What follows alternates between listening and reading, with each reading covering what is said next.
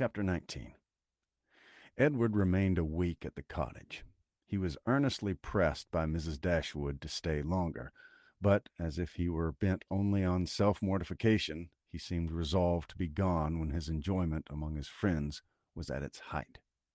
His spirits, during the last 2 or 3 days, though still very unequal, were greatly improved.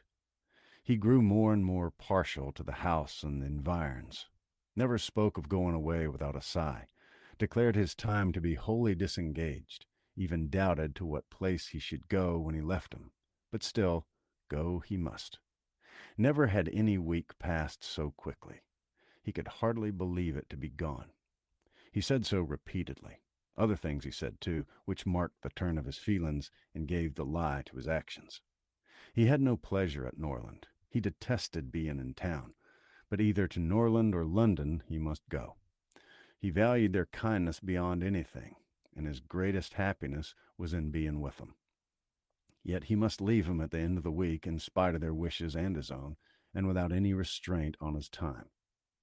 Eleanor placed all that was astonishing in this way of acting to his mother's account, and it was happy for her that he had a mother whose character was so imperfectly known to her as to be the general excuse for every strange thing on the part of her son. Disappointed, however, and vexed as she was, and sometimes displeased with his uncertain behavior to herself, she was very well disposed on the whole to regard his actions with all the candid allowances and generous disqualifications which had been rather more painfully extorted from her for Willoughby's service by her mother. His want of spirits, of openness, and of consistency were most usually attributed to his want of independence and his better knowledge of Mrs. Ferris's disposition and designs. The shortness of his visit, the steadiness of his purpose in leaving him, originated in the same fettered inclination, the same inevitable necessity of temporizing with his mother. The old well-established grievance of duty against will, parent against child, was the cause of all. She would have been glad to know when these difficulties were to cease. This opposition was to yield, when Mrs. Ferris would be reformed and her son be at liberty to be happy. But from such vain wishes she was forced to turn for comfort to the renewal of her confidence in Edward's affection, to the remembrance of every mark of regard in look or word which fell from him while at Barton, and above all to that flattering proof of it which he wore constantly round his finger. "I think, Edward," said Mrs. Dashwood, as they were at breakfast the last morning, "you would be a happier man if you had any profession to engage your time and give an interest to your plans and actions. Some inconvenience to your friends, indeed, might result from it. You would not be able to give them so much of your time, but," with a smile, "you would be materially benefited in one particular at least. You would know where to go when you left them." "I assure you," he replied, "that I have long thought on this point, as you think now. It has been and is, and probably always will be, a heavy misfortune to me that I have no necessary business to engage me, no profession to give me employment, or afford me anything like independence. But unfortunately, my own nicety and the nicety of my friends have made me what I am, an idle, helpless being. We never could agree in our choice of profession. I always preferred the church, as I still do, but that was not smart enough for my family. They recommended the army. That was a great deal too smart for me. The law was allowed to be genteel enough. Many young men who had chambers in the Temple made a very good appearance in the first circles and drove about town in very knowing gigs. But I had no inclination for the law, even in this less abstruse study of it, which my family approved. As for the Navy, it had its fashion on the side, but I was too old when the subject was first started to enter it, and at length, as there were no necessity for having any profession at all, as I might be as dashing and expensive without a red coat on my back as with one, idleness was pronounced on the whole to be most advantageous and honorable, and a young man of 18 is not in general so earnestly bent on being busy as to resist the solicitations of his friends to do nothing. I was therefore entered at Oxford, and have been properly idle ever since. "The consequences of which, I suppose, will be," said Mrs. Dashwood, "since leisure has not promoted your own happiness, that your sons will be brought up to as many pursuits, employments, professions, and trades as Columelas, they will all be brought up, said he in a serious accent, to be as unlike myself as possible, in feeling, in action, in condition, in everything. Come, come, this is all an effusion of immediate want of spirits, Edward. You are in a melancholy humor and fancy that any one like yourself must be happy. But remember that pain of parting from friends will be felt by everybody at times, whatever be their education or state. Know your own happiness. You want nothing but patience, or give it a more fascinating name, call it hope. Your mother will secure to you in time that independence you're so anxious for. It's her duty, and it must ere long become her happiness to prevent your whole youth from being wasted in discontent. How much may not a few months do? I think, replied Edward, that I may defy many months to produce any good to me. This despondent turn of mind, though it could not be communicated to Mrs. Dashwood, gave additional pain to them all in the parting, which shortly took place, and left an uncomfortable impression on Elinor's feelings especially, which required some trouble and time to subdue. But it was her determination to subdue it, and to prevent herself from appearing to suffer more than what all her family suffered on his going away. She did not adopt the method so judiciously employed by Marianne on the similar occasion to augment and fix her sorrow by seeking silence, solitude, and idleness. Their means were as different as their objects, and equally suited to the advancement of each.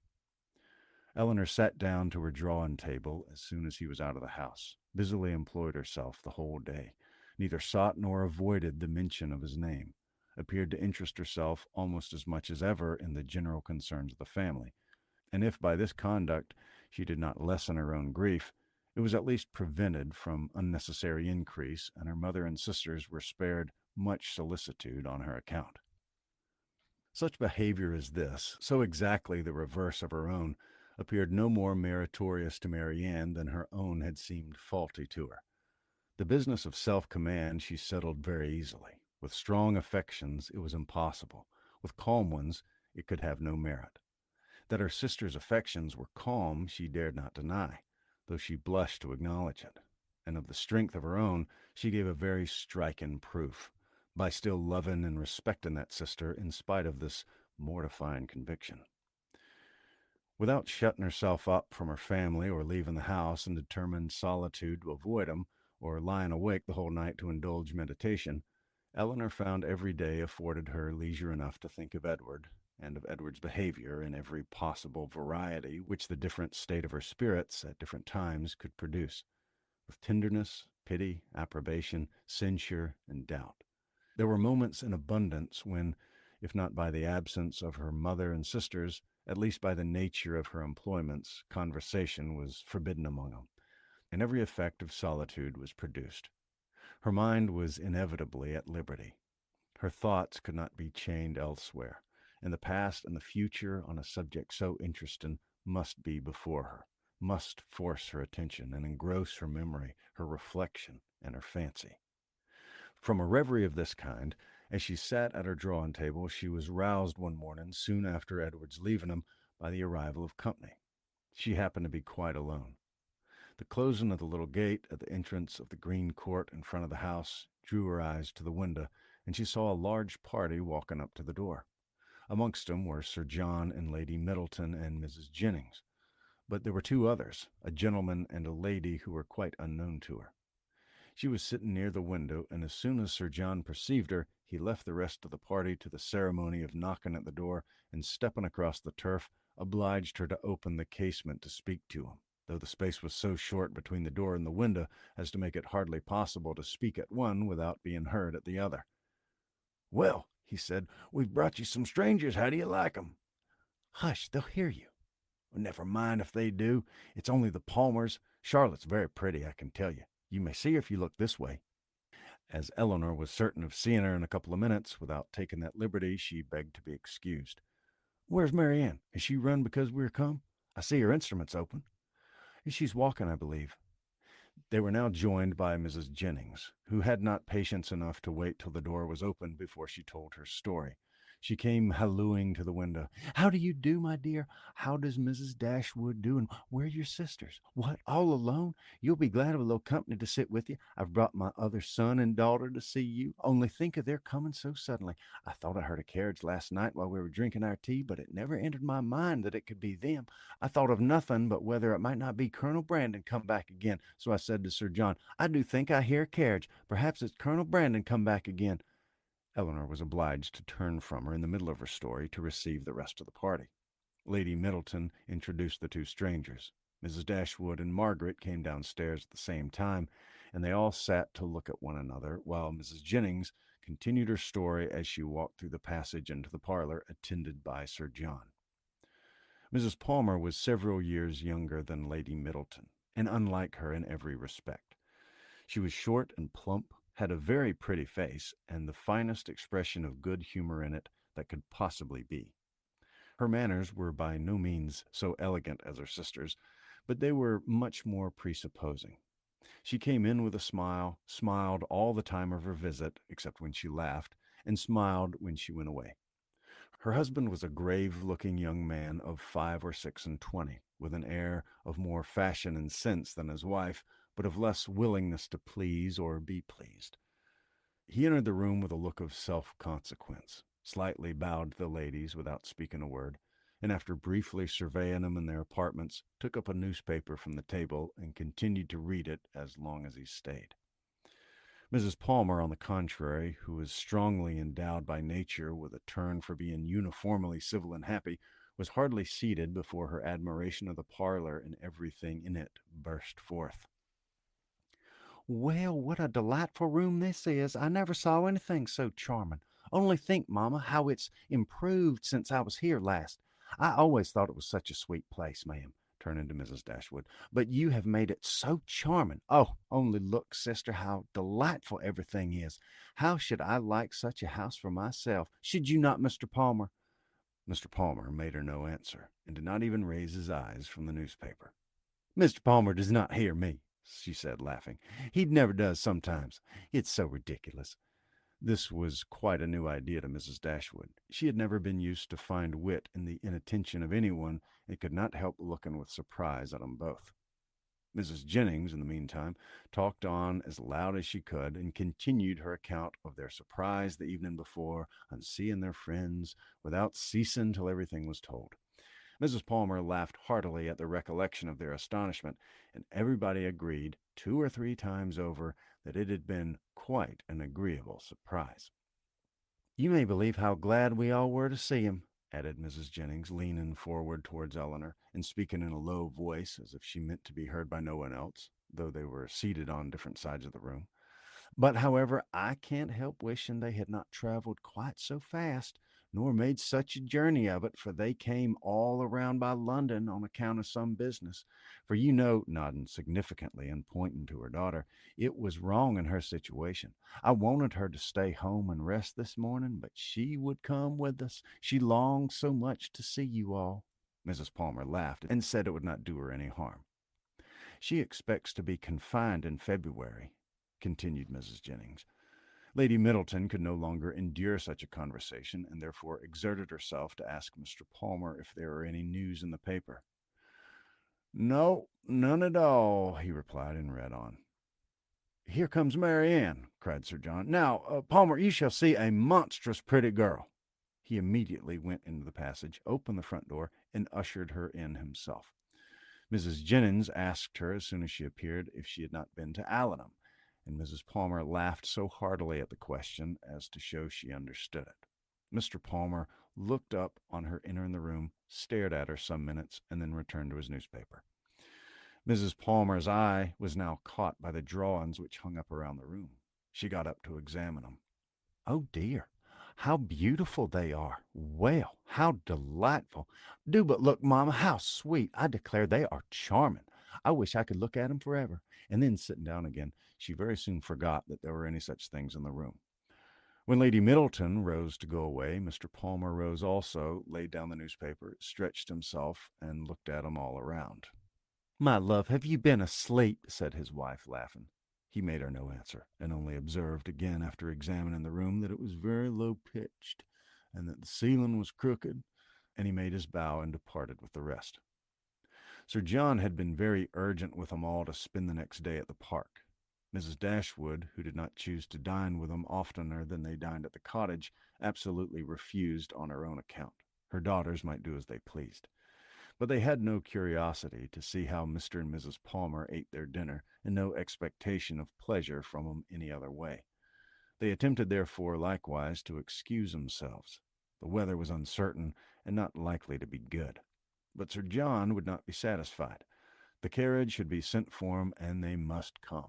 Lady Middleton, too, though she did not press their mother, pressed them.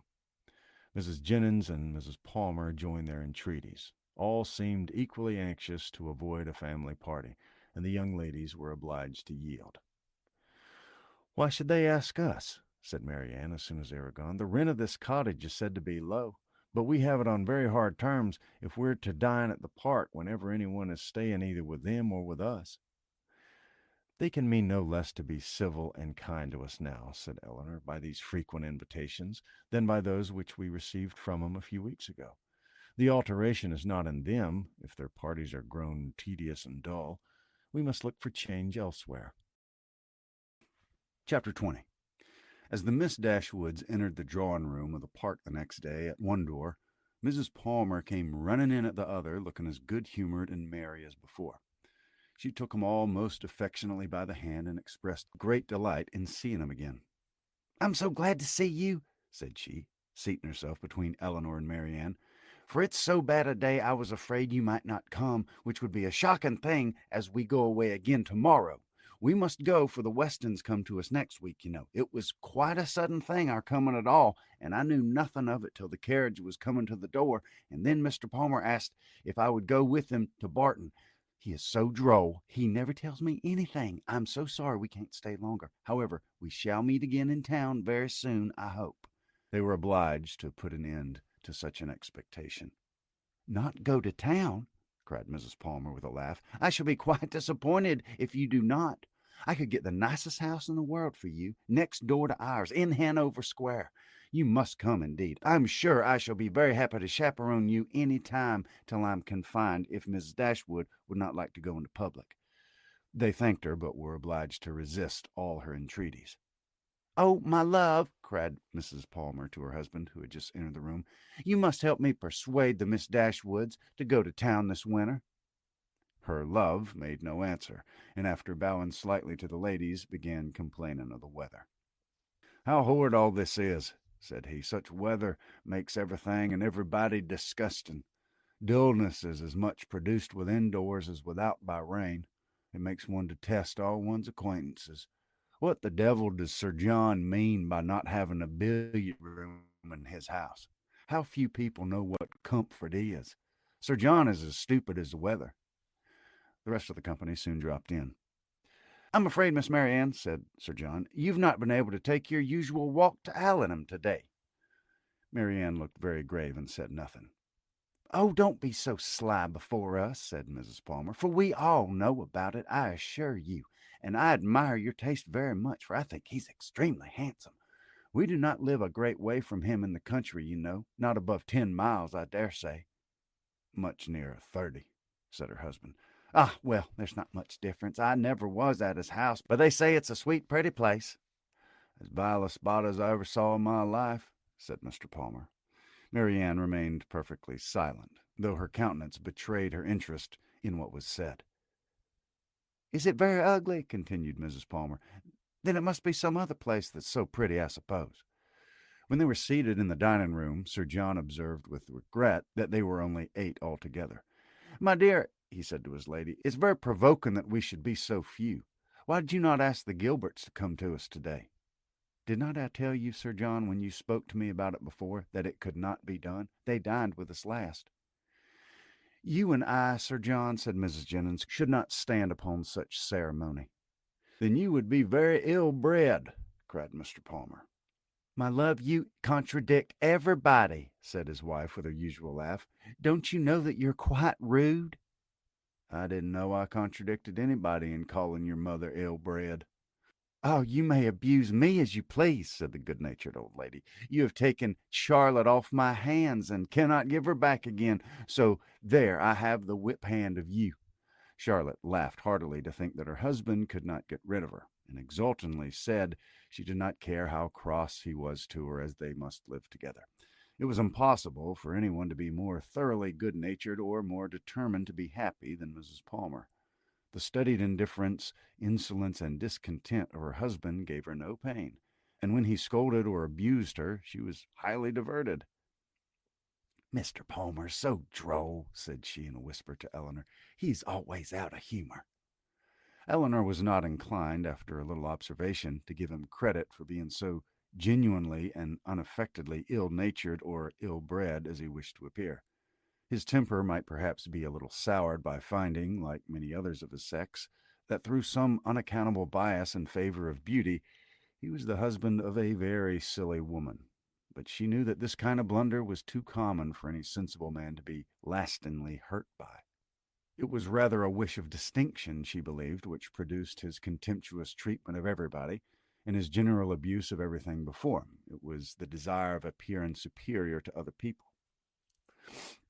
The motive was too common to be wondered at, but the means, however they might succeed by establishing his superiority and ill-breeding, were not likely to attach anyone to him except his wife. "Oh, my dear Miss Dashwood," said Mrs. Palmer soon afterwards, "I've got such a favor to ask of you and your sister. Will you come and spend some time at Cleveland this Christmas? Now, pray do, and come when the Westons are with us. You cannot think how happy I shall be. It'll be quite delightful. My love," applying to her husband, "don't you long to have the Miss Dashwoods come to Cleveland?" "Certainly," he replied with a sneer. "I came into Devonshire with no other view." "There now," said his lady, "you see Mr. Palmer expects you, so you cannot refuse to come." They both eagerly and resolutely declined her invitation. "But indeed you must and shall come. I'm sure you'll like it of all things. The Westons will be with us, and it'll be quite delightful. You cannot think of what a sweet place Cleveland is, and we are so gay now, for Mr. Palmer's always going about the country canvassing against the election, and so many people came to dine with us that I never saw before. It's quite charming. But poor fellow, it's very fatiguing to him, for he's forced to make everybody like him." Eleanor could hardly keep her countenance as she assented to the hardship of such an obligation. "How charming it'll be," said Charlotte, "when he's in Parliament, won't it? How I shall laugh! It will be so ridiculous to see all his letters directed to him with an M.P. But do you know, he says he'll never frank for me. He declares he won't. Don't you, Mr. Palmer?" Mr. Palmer took no notice of her. "He cannot bear writing, you know," she continued. "He says it's quite shocking." "No," said he, "I never said anything so irrational. Don't palm all your abuses of language upon me." "There now, you see how droll he is. There is always the way with him. Sometimes he won't speak to me for half a day together, and then he comes out with something so droll, all about anything in the world." She surprised Eleanor very much as they returned to the drawing-room by asking her whether she did not like Mr. Palmer excessively. "Certainly," said Eleanor. "He seems very agreeable." "Well, I'm glad you do. I thought you would. He's so pleasant, and Mr. Palmer's excessively pleased with you and your sisters, I can tell you. And you can't think how disappointed he'll be if you don't come to Cleveland. I can't imagine why you would object to it." Eleanor was again obliged to decline her invitation, and by changing the subject, put a stop to her entreaties. She thought it probable that as they lived in the same county, Mrs. Palmer might be able to give some more particular account of Willoughby's general character than could be gathered from the Middletons' partial acquaintance with him, and she was eager to gain from any one such a confirmation of his merits as might remove the possibility of fear from Marianne. She began by inquiring if they saw much of Mr. Willoughby at Cleveland, and whether they were intimately acquainted with him. "Oh, yes, I know him extremely well," replied Mrs. Palmer. "Not that I ever spoke to him, indeed, but I have seen him forever in town. Somehow or other, I never happened to be staying at Barton while he was at Allenham. Mamma saw him here once before, but I was with my uncle at Weymouth. However, I dare say we should have seen a great deal of him in Somersetshire if it had not happened very unluckily that we should not have been in the country together. He is very little at Combe, I believe. If he were ever so much there, I do not think Mr. Palmer would visit him, for he's in the opposition, you know. And besides, it's such a way off. I know why you inquire about him very well. Your sister's to marry him. I'm monstrous glad of it, for then I shall have her for a neighbor, you know. Upon my word, replied Eleanor, you know much more of the matter than I do, if you have any reason to expect such a match. I don't pretend to deny it, because you know it's what everybody talks of. I assure you I heard it on my way through town. My dear Mrs. Palmer, upon my honor I did. I met Colonel Brandon Monday morning in Bond Street just before we left town, and he told me of it directly. You surprise me very much. Colonel Brandon tell you of it. Surely you must be mistaken to give such intelligence to a person who could not be interested in it, even if it were true. But I do assure you it was so for all that, and I will tell you how it happened. When we met him, he turned back and walked with us. And so we began talking of my brother and sister and one thing and another. And I said to him, so, Colonel, there's a new family come to Barton Cottage, I hear, and Mama sends me word they're very pretty, and that one of them's going to be married to Mr. Willoughby of Combe Magna. For, of course, you must know, as you've been in Devonshire so lately. And what did the Colonel say?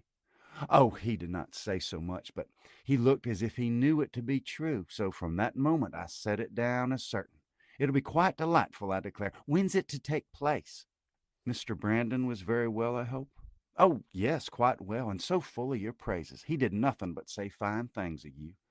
I'm flattered by his commendation. He seems an excellent man, and I think him uncommonly pleasing. So do I. He's such a charming man that it's quite a pity that he should be so grave and so dull. Mamma says he was in love with your sister, too. I assure you it was a great compliment if he was, for he hardly ever falls in love with anybody. Is Mr. Willoughby much known in your part of Somersetshire? Said Eleanor. Oh, yes, extremely well. That is, I do not believe many people are acquainted with him, because Combe Magna's so far off. But they all think him extremely agreeable, I assure you. Nobody's more liked than Mr. Willoughby wherever he goes, and so you may tell your sister. She's a monstrous lucky girl to get him, upon my honor. Not that he is much more lucky in getting her, because she's so very handsome and agreeable that nothing can be good enough for her. However, I don't think her hardly all handsomer than you, I assure you, for I think you both excessively pretty, and so does Mr. Palmer, too, I'm sure, though I could not get him to own it last night. Mrs. Palmer's information respecting Willoughby was not very material, but some testimony in his favor, however small, was pleasing to her. I'm so glad we all got acquainted at last, continued Charlotte, and now I hope we shall all be great friends. You can't think how much I long to see you. It's so delightful that you should live at the cottage. Nothing can be like it, to be sure. And I'm so glad your sister's going to be well married. I hope you'll be a great deal at Combe Magna. It's a sweet place by all accounts. You've been long acquainted with Colonel Brandon, have you not? Yes, a great while, ever since my sister married. He was a particular friend of Sir John's, I believe, she added in a low voice. He would have been very glad to have me if he could. Sir John and Lady Middleton wished it very much, but Mamma did not think the match good enough for me. Otherwise, Sir John would have mentioned it to the Colonel, and we should have been married immediately. Did not Colonel Brandon know of Sir John's proposal to your mother before it was made? Had he never owned his affection to yourself? Oh, no. But if Mamma had not objected to it, I dare say he would have liked it of all things. He had not seen me then above twice, for it was before I left school. However, I am much happier as I am. Mr. Palmer is the kind of man I like.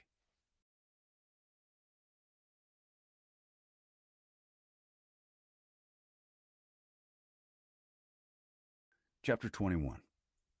The Palmers returned to Cleveland the next day, and the two families at Barton were again left to entertain each other. But this didn't last long. Eleanor had hardly got their last visitors out of her head, had hardly done wondering at Charlotte's being so happy without a cause, at Mr. Palmer's acting so simply with good abilities, and at the strange unsuitableness which often existed between husband and wife, before Sir John's and Mrs. Jennings' active zeal in the cause of society procured her some other new acquaintance to see and observe. In a morning's excursion to Exeter, they had met with two young ladies, whom Mrs. Jennings had the satisfaction of discovering to be her relations, and this was enough for Sir John to invite them directly to the park, as soon as their present engagements at Exeter were over. Their engagements at Exeter instantly gave way before such an invitation, and Lady Middleton was thrown into no little alarm on the return of Sir John by hearing that she was very soon to receive a visit from two girls whom she had never seen in her life, and whose elegance, whose tolerable gentility even, she could have no proof. For the assurance of her husband and mother on that subject went for nothing at all. Their being her relations, too, made it so much the worse, and Mrs. Jennings' attempts at consolation were therefore unfortunately founded when she advised her daughter not to care about their being so fashionable, because they were all cousins and must put up with one another. As it was impossible, however, now to prevent their coming, Lady Middleton resigned herself to the idea of it, with all the philosophy of a well-bred woman, contenting herself with merely giving her husband a gentle reprimand on the subject 5 or 6 times every day. The young ladies arrived. Their appearance was by no means ungenteel or unfashionable. Their dress was very smart, their manners very civil. They were delighted with the house and in raptures with the furniture, and they happened to be so dotingly fond of children that Lady Middleton's good opinion was engaged in their favor before they had been an hour at the park. She declared them to be very agreeable girls indeed, which for her ladyship was enthusiastic admiration. Sir John's confidence in his own judgment rose with this animated praise, and he set off directly for the cottage to tell the Miss Dashwoods of the Miss Steele's arrival, and to assure them of their being the sweetest girls in the world. From such commendation as this, however, there was not much to be learned. Eleanor well knew that the sweetest girls in the world were to be met with in every part of England, under every possible variation of form, face, temper, and understanding. Sir John wanted the whole family to walk to the park directly and look at his guests. Benevolent, philanthropic man, it was painful to him even to keep a third cousin to himself. "Do come now," said he. "Pray come. You must come. I declare you shall come. You can't think how you'll like 'em. Lucy is monstrous pretty and so good-humored and agreeable. The children are all hanging about her already as if she was an old acquaintance, and they both long to see you of all things, for they've heard at Exeter that you're the most beautiful creatures in the world, and I've told 'em it's all very true, and a great deal more. You'll be delighted with 'em, I'm sure. They've brought the whole coach full of playthings for the children. How can you be so cross as not to come? Why, they're your cousins, after a fashion. You are my cousins, and they're my wife's, and so you must be related." But Sir John could not prevail. He could only obtain a promise of their calling at the park within a day or two, and then left them in amazement at their indifference to walk home and boast anew of their attractions to the Miss Steeles, as he had already been boasting of the Miss Steeles to them. When their promised visit to the park and consequent introduction to these ladies took place, they found in appearance of the eldest, who was nearly 30, with a very plain and not a sensible face, nothing to admire, but in the other, who was not more than 2 or 3 and 20, they acknowledged considerable beauty. Her features were pretty, and she had a sharp, quick eye and a smartness of air which, though it did not give actual elegance or grace, gave distinction to her person. Their manners were particularly civil, and Eleanor soon allowed them credit for some kind of sense when she saw with what constant and judicious attention they were making themselves agreeable to Lady Middleton. With her children they were in continual raptures, extolling their beauty, courting their notice, and humoring their whims. And such as their time could be spared from the importunate demands which this politeness made on it was spent in admiration of whatever her ladyship was doing, if she happened to be doing anything, or in taking patterns of some elegant new dress, in which her appearance the day before had thrown them into unceasing delight. Fortunately for those who pay their court through such foibles, a fond mother, though in pursuit of praise for her children the most rapacious of human beings, is likewise the most credulous. Her demands are exorbitant, but she will swallow anything, and the excessive affection and endurance of the Miss Steeles toward her offspring were viewed therefore by Lady Middleton without the smallest surprise or distrust. She saw with maternal complacency all the impertinent encroachments and mischievous tricks to which her cousins submitted. She saw their sashes untied, their hair pulled about their ears, their work-bags searched, and their knives and scissors stolen away, and felt no doubt of its being a reciprocal enjoyment. It suggested no other surprise than that Eleanor and Marianne should sit so composedly by without claiming a share in what was passing. "John is in such spirits today," said she, on his taking Miss Steele's pocket-handkerchief and throwing it out the window. "He is full of monkey tricks. And soon afterwards, on the second boy's violently pinching one of the same lady's fingers, she fondly observed, "How playful William is." "And here's my sweet little Anna Maria," she added, tenderly caressing a little girl of 3 years old who had not made a noise for the last 2 minutes. "And she's always so gentle and quiet. Never was there such a quiet little thing."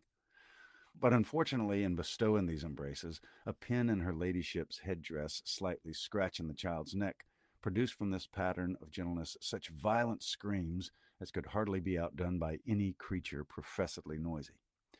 The mother's consternation was excessive, but it could not surpass the alarm of the Miss Steeles, and everything was done by all three in so critical an emergency, which affection could suggest as likely to assuage the agonies of the little sufferer. She was seated in her mother's lap, covered with kisses, her wound bathed with lavender water by one of the Miss Steeles, who was on her knees to attend her, and her mouth stuffed with sugar plums by the other. With such a reward for her tears, the child was too wise to cease crying. She still screamed and sobbed lustily, kicked her two brothers for offering to touch her, and all their united soothings were ineffectual, till Lady Middleton, luckily remembering that in a scene of similar distress last week, some apricot marmalade had been successfully applied for a bruised temple, the same remedy was eagerly proposed for this unfortunate scratch, and a little intermission of screams in the young lady on hearing it gave them reason to hope that it would not be rejected. She was carried out of the room, therefore, in her mother's arms, in quest of this medicine, and as the two boys chose to follow, though earnestly entreated by their mother to stay behind, the four young ladies were left in a quietness which the room had not known for many hours. "Poor little creatures," said Miss Steele, as soon as they were gone. "It might have been a very sad accident." "Yet I hardly know how," cried Marianne, "unless it had been under totally different circumstances. But this is the usual way of heightening alarm. There's nothing to be alarmed at in reality." "What a sweet woman Lady Middleton is," said Lucy Steele. Marianne was silent. It was impossible for her to say what she did not feel, however trivial the occasion, and upon Eleanor, therefore, the whole task of telling lies when politeness required it always fell. She did her best when thus called on by speaking of Lady Middleton with more warmth than she thought, though with far less than Miss Lucy. "And Sir John, too," cried the elder sister. "What a charming man he is!" Here, too, Miss Dashwood's commendation, being only simple and just, came in without any éclat. She merely observed that he was perfectly good-humoured and friendly. "And what a charming little family they have! I never saw such fine little children in my life. I declare I quite dote upon 'em already, and indeed I'm already distractedly fond of children." "I should guess so," said Eleanor with a smile, "from what I have witnessed this morning."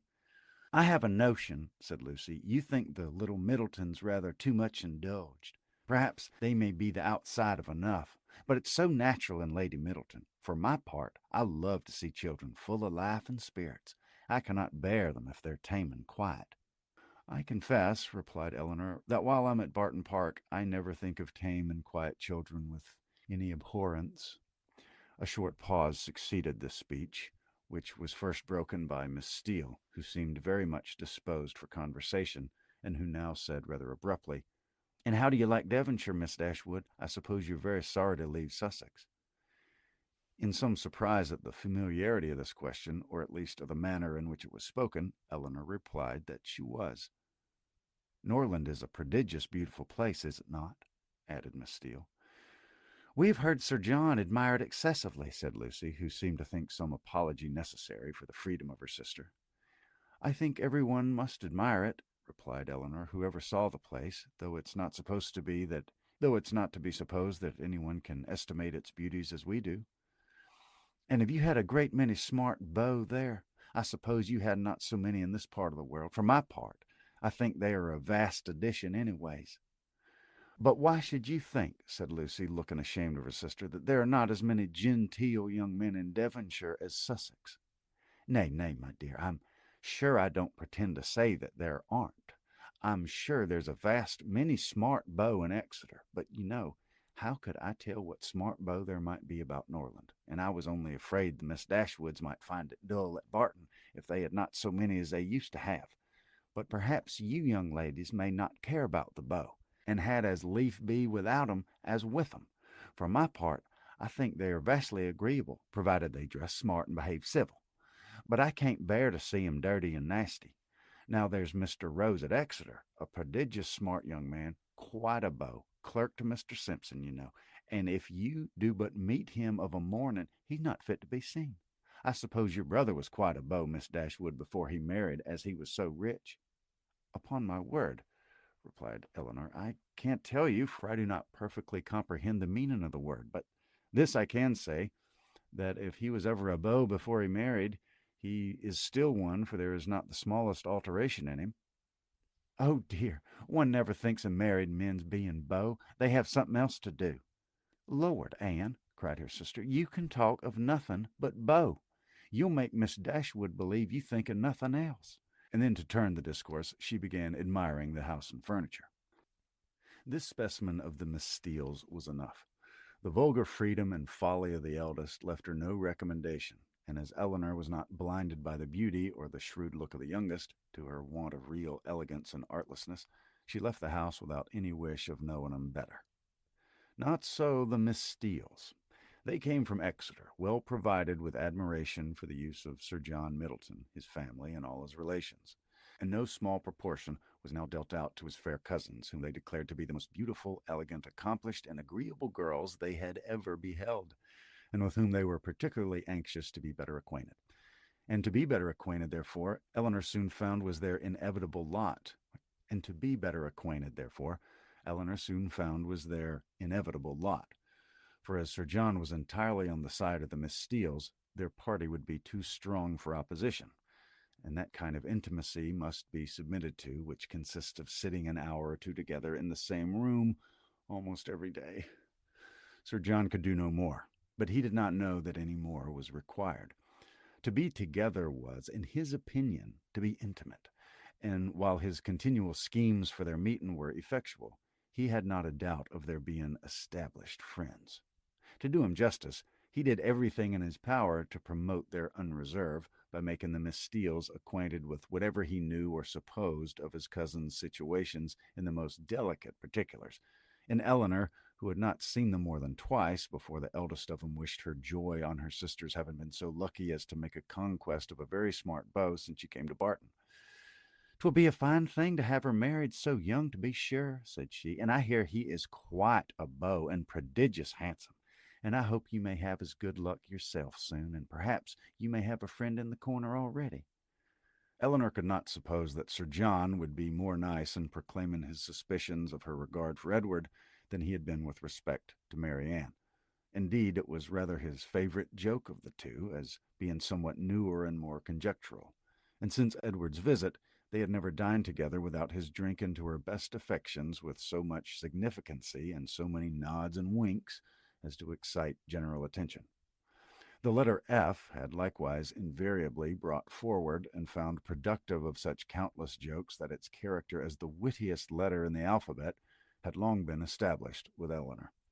The Miss Steeles, as she expected, had now all the benefit of these jokes, and in the eldest of them they raised a curiosity to know the name of the gentleman alluded to, which, though often impertinently expressed, was perfectly of a piece with her general inquisitiveness into the concerns of their family. But Sir John did not sport long with the curiosity which he delighted to raise, for he had at least as much pleasure in telling him the name as Miss Steele had in hearing it. "His name is Ferris," he said in a very audible whisper, "but pray do not tell. It's a great secret." "Ferris," repeated Miss Steele. "Mr. Ferris is the happy man, is he? What? Your sister-in-law's brother, Miss Dashwood? A very agreeable young man, to be sure. I know him very well." "How can you say so, Anne?" cried Lucy, who generally made an amendment to all her sister's assertions. "Though we've seen him once or twice at my uncle's, it's rather too much to pretend to know him very well." Elinor heard all this with attention and surprise. "And who is this uncle? Where did he live? How came they acquainted?" She wished very much to have the subject continued, though she did not choose to join in it herself. But nothing more of it was said, and for the first time in her life she thought Mrs. Jennings deficient either in curiosity after petty information or in a disposition to communicate it. The manner in which Miss Steele had spoken of Edward increased her curiosity, for it struck her as being rather ill-natured, and suggested the suspicion of that lady's knowing or fancying herself to know something to his disadvantage. But her curiosity was unavailing, for no further notice was taken of Mr. Ferris's name by Miss Steele when alluded to, or even openly mentioned by Sir John.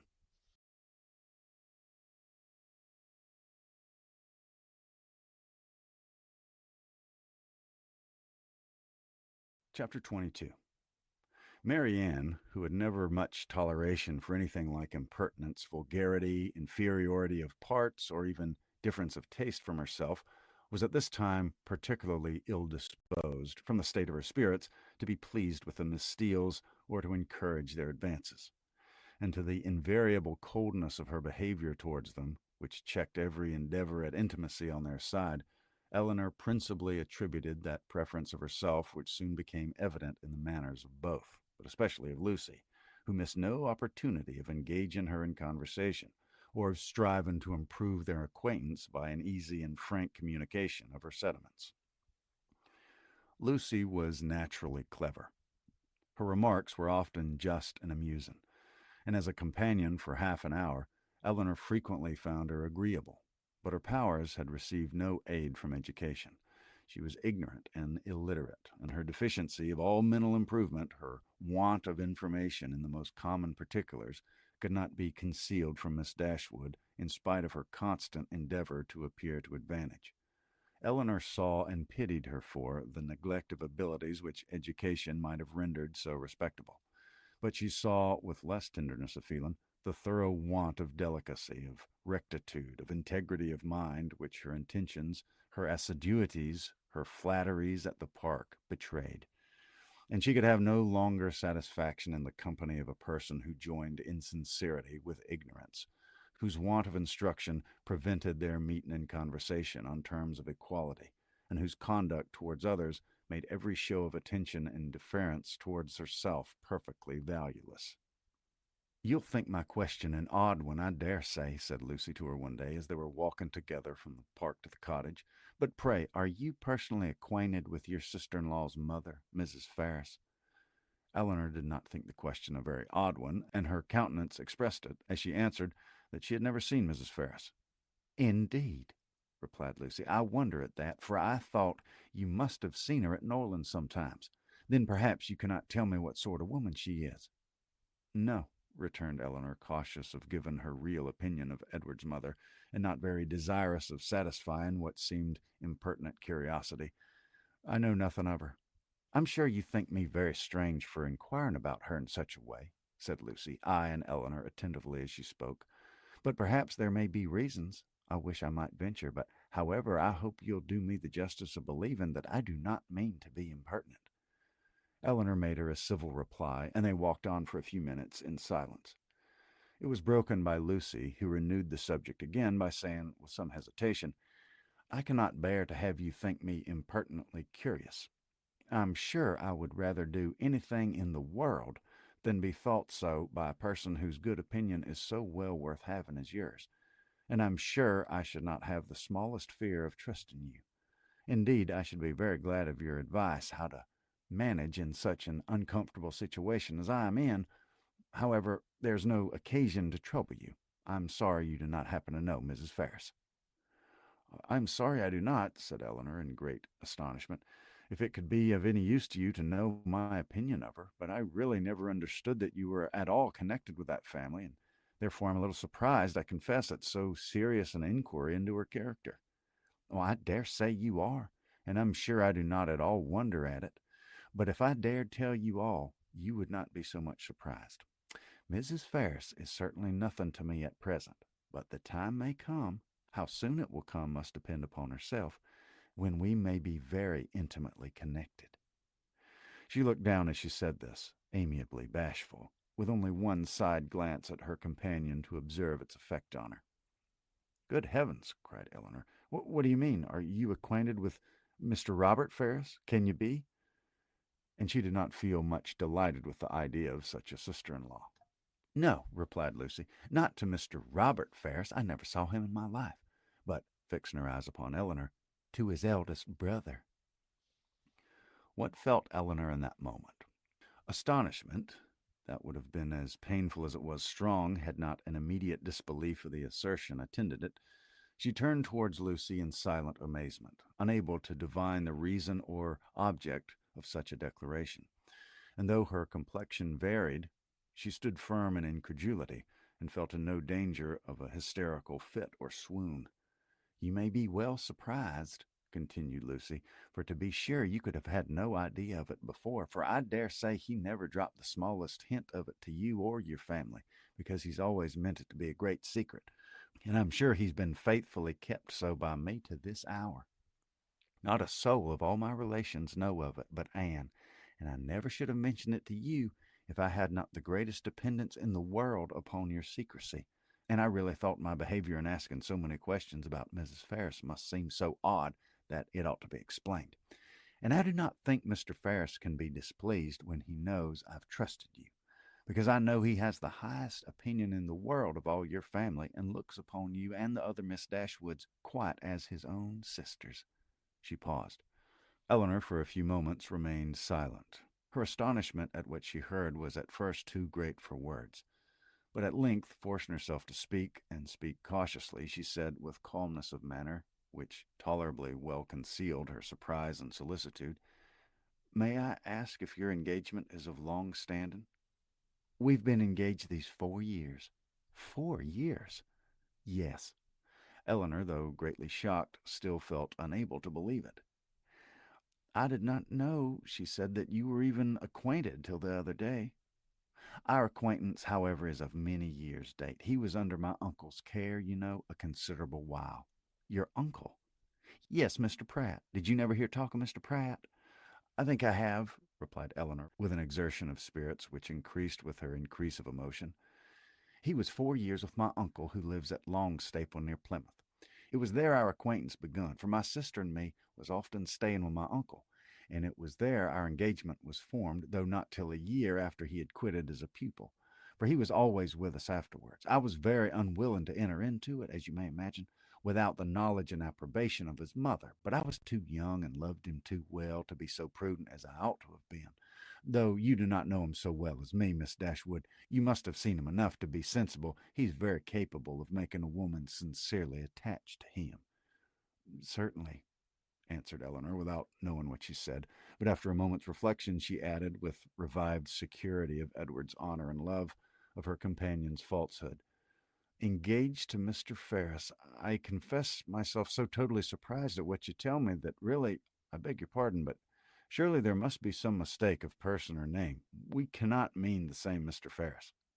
"We can mean no other," cried Lucy, smiling. "Mr. Edward Ferris, the eldest son of Mrs. Ferris of Park Street, and brother of your sister-in-law, Mrs. John Dashwood, is the person I mean. You must allow that I am not likely to be deceived as to the name of the man on whom all my happiness depends." "It's strange," replied Eleanor, in a most painful perplexity, "that I should never heard of him even mention your name." "No, considering our situation, it was not strange. Our first care has been to keep the matter secret. You knew nothing of me or my family, and therefore there could be no occasion for ever mentioning my name to you. And as he was always particularly afraid of his sister's suspecting anything, that was reason enough for his not mentioning it." She was silent. Eleanor's security sunk, but her self-command did not sink with it. "4 years you've been engaged," she said with a firm voice. "Yes, and heaven knows how much longer we may have to wait. Poor Edward! It puts him quite out of heart." Then, taking a small miniature from her pocket, she added, "To prevent the possibility of mistakes, be so good as to look at this face. It does not do him justice, to be sure, but yet I think you cannot be deceived as to the person it was drew for. I have had it above these 3 years." She put it into her hands as she spoke, and when Eleanor saw the painting, whatever other doubts her fear of a too hasty decision or her wish of detecting falsehood might suffer to linger in her mind, she could have none other of its being Edward's face. She returned it almost instantly, acknowledging the likeness. "I have never been able," continued Lucy, "to give him my picture in return, which I'm very much vexed at, for he's always been so anxious to get it, but I am determined to set it for the first opportunity." "You are quite in the right. replied Eleanor calmly. They then proceeded a few paces in silence. Lucy spoke first.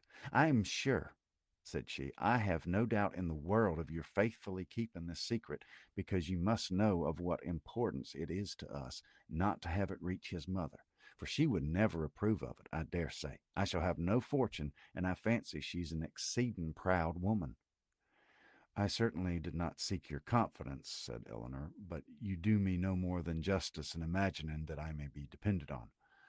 Your secret is safe with me, but pardon me if I express some surprise at so unnecessary a communication. You must have at least thought that my being acquainted with it could not add to its safety." As she said this, she looked earnestly at Lucy, hoping to discover something in her countenance, perhaps the falsehood of the greater part of what she'd been saying, but Lucy's countenance suffered no change. "I was afraid you would think I was taking a great liberty with you," said she, "in telling you all this. I have not known you long, to be sure, personally at least, but I have known you and your family by description a great while, and as soon as I saw you, I felt as if you were an old acquaintance. Besides, in the present case, I really thought some explanation was due to you after my making such particular inquiries about Edward's mother, and I'm so unfortunate that I have not had a creature whose advice I can ask. Anne is the only person that I know of, and she has no judgment at all. Indeed, she does me a great deal more harm than good, for I'm in constant fear of her betraying me. She does not hold her tongue, as you must perceive, and I'm sure I was in the greatest fright in the world the other day when Edward's name was mentioned by Sir John, lest she should out with it all. You can't think how much I go through in my mind from it altogether. I only wonder that I'm alive after what I suffered for Edward's sake these last 4 years. Everything in such suspense and uncertainty, and seeing him so seldom, we can hardly meet above twice a year. I am sure I wonder my heart is not quite broke." Here she took out her handkerchief, but Eleanor did not feel very compassionate. "Sometimes," continued Lucy, after wiping her eyes, "I think whether it would not be better for us to break the matter off entirely." As she said this, she looked directly at her companion.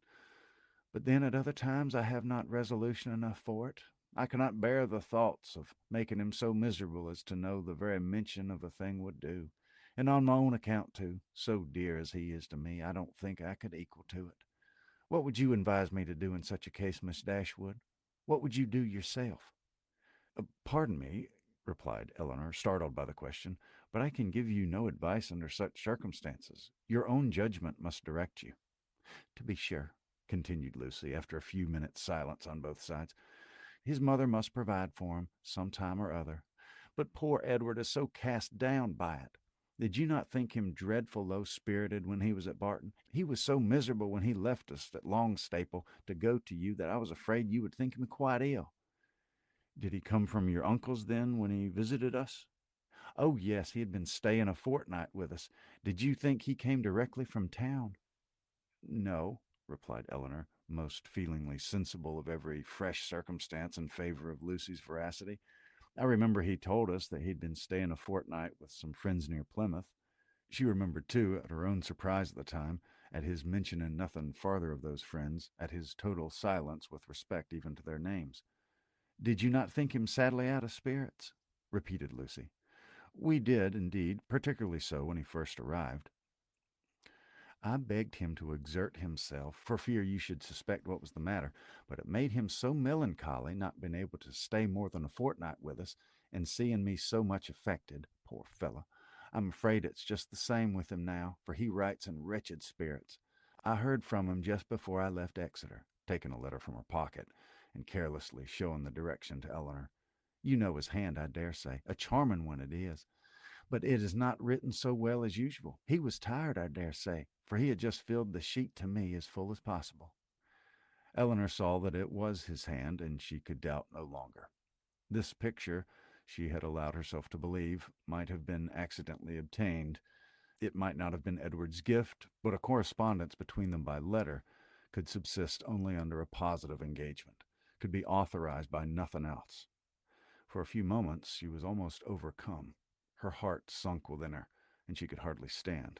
But exertion was indispensably necessary, and she struggled so resolutely against the oppression of her feelings that her success was speedy and, for the time, complete.